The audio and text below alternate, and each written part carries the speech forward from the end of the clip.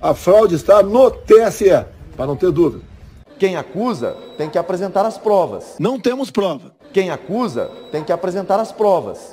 Eu não posso provar que houve fraude. Repito, não tenho provas. Repito, não tenho provas. Repito, não tenho provas. O próprio Bolsonaro foi eleito presidente do Brasil, com mais 53 deputados federais. Como reclamar da urna eletrônica? Não tem como reclamar. Quem trata de eleições são forças desarmadas.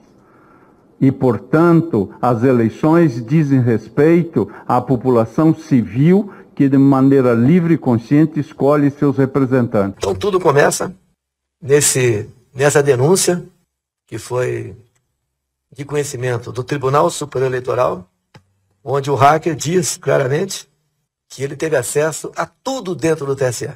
Disse mais, obteve acesso aos milhares de código-fonte, que teve acesso à senha de um ministro do TSE. Segundo o TSE, a gente vai ver aqui na frente, os hackers ficaram por 8 meses dentro dos computadores do TSE.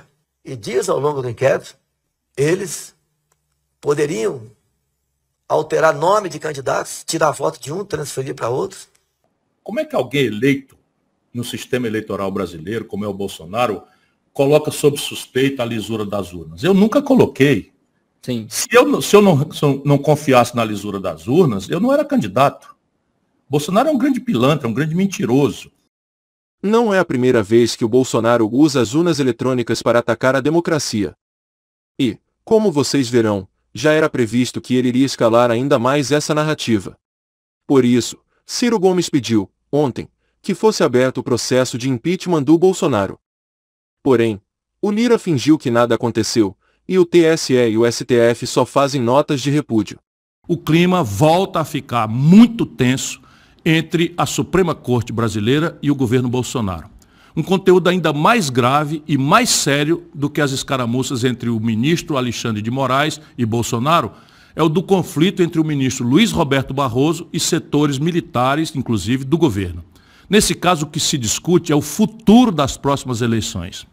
Terrível é que a maioria das pessoas ainda não está percebendo o que está acontecendo mesmo.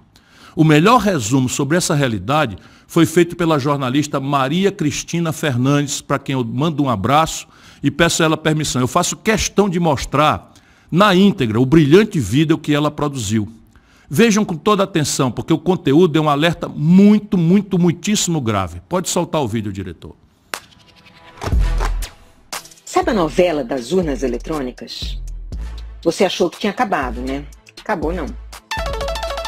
É tipo game, só passou para a fase 3. O TSE chamou o Exército para compor uma comissão de acompanhamento do processo eleitoral.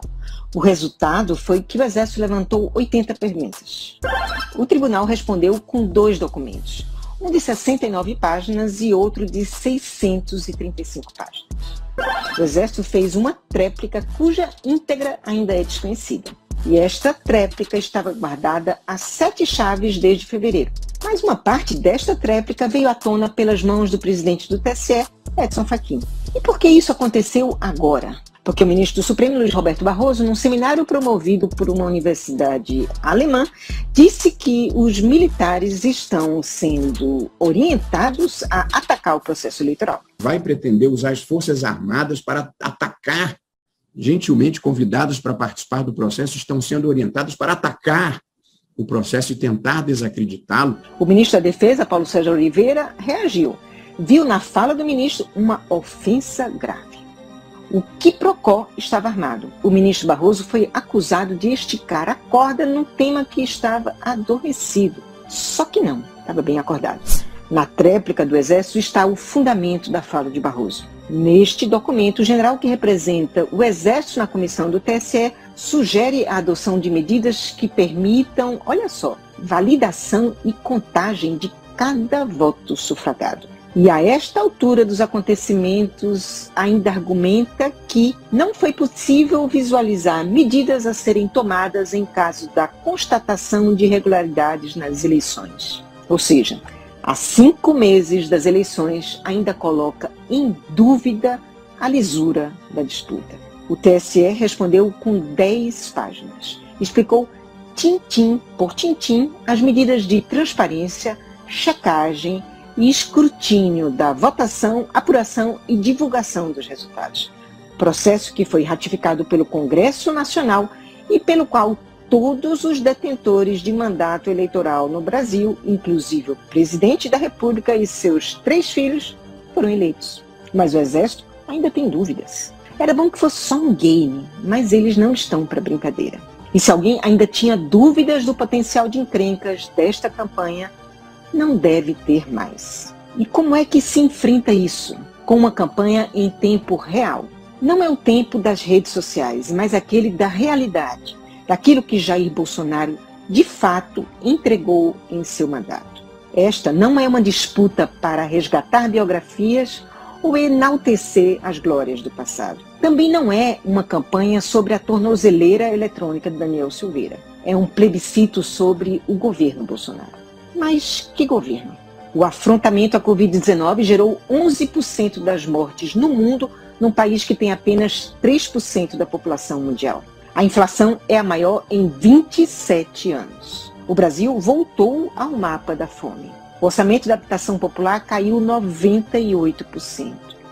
O registro de armas de fogo no Brasil mais do que triplicou. O número de mortes violentas que havia caído na pandemia voltou a subir. Recursos destinados ao combate do trabalho infantil tiveram redução de 95%. O desmatamento em terras indígenas cresceu 138%. Tem mais dinheiro para kit robótica fornecido por aliados do governo do que para creches. O filho senador do presidente, que tem salário de R$25 mil, comprou uma casa de 6 milhões. Com que dinheiro? E o PGR engavetou 330 processos que têm foro no Supremo. Se o golpismo acha que tem apoio popular, só a exibição clara, simples e direta dos malfeitos deste governo será capaz de contê-lo. Viva! Existe imprensa nesse país. Bom, como se fosse uma continuidade dessa extraordinária reflexão da Maria Cristina Fernandes, um abraço, parabéns, esse é o jornalismo que uma democracia precisa. O jornalista Hélio Gaspari, que também dispensa qualquer apresentação, acrescentou na sua coluna de domingo que o Brasil corre o risco de viver a sua maior crise institucional desde a decretação do AI-5 em dezembro de 1968. Diz Hélio Gaspari que essa crise tem data e hora marcadas para acontecer. À noite de 2 de outubro, quando saberemos o resultado da eleição. Abre aspas e diz Hélio Gaspari: o cenário é previsível. Fecham-se as urnas, totalizam-se os votos e, caso Jair Bolsonaro seja derrotado, ele anuncia que não aceita o resultado. Fecha aspas.